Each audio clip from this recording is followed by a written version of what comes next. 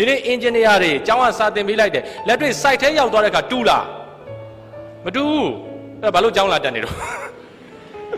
အဲ့ဒီမတူတာကိုလုံးနိုင်ဖို့အတွက်အခြေခံသင်ပေးတာတွေးတဲ့ခေါ်တယ်လက်တွေ့လုပ်ငန်းဝင်သင်ပေးတာကိုဘာလို့ခေါ်လဲဆိုတော့တို့က context လို့ခေါ်သင်တန်းလို့ပြောရင်ကျောင်းလို့ပြောရင် academic လို့ပြောရင် education လို့ပြောရင်ဒါတွေအားလုံးကတို့က content တွေပဲသင်ပေးနိုင်တယ်အဲ့ဒါတွေကို context ပြအောင်လုပ်ငန်းဝင်ဒီအချိန်တွေမှာဘာလို့ရမလဲဆိုတော့ context ပြအောင်ကိုယ့်ရဲ့ဘာနဲ့ဆိုင်တယ်တွေးတဲ့ခေါ်တတ်မှုနဲ့ဆိုင်တယ်အဲ့ဒါကိုညီတို့သတိထားပေးပါကိုဆိုရင် concept မိတာနှစ်ခုပဲရှိတယ်စာရေးတာနဲ့စကားပြောတာအဲ့ဒါနဲ့ကိုရက်တီလာတာ10နှစ်15နှစ်လောက်ရှိပြီဟိုဟောပြောတာဆိုကြားလာပြီစာရေးတာနဲ့စကားပြောတာအဲ့တော့စပြောတော့ဆိုရင်စကားပြောတဲ့ပညာကိုကအလွန် crazy ဖြစ်အဲ့တော့လေ့လာတယ်သင်တန်းတွေတက်တယ် how to attract the people how to prepare the effective presentation ဒါတွေကိုရအဲ့မှာရင်ကျေးလိမ်မှာသင်တန်းတစ်ခုဖိတ်တယ်လွန်ခဲ့တဲ့10နှစ်လောက်ကအခုအသက်က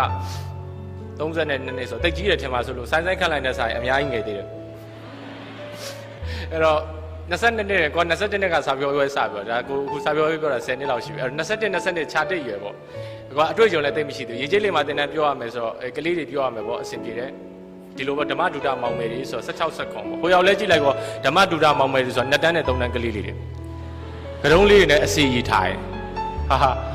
ဘာပြောရမလဲရှင်ပြားဆိုတခါကြီးတဲ့5ပါးသီလပြောပါတယ်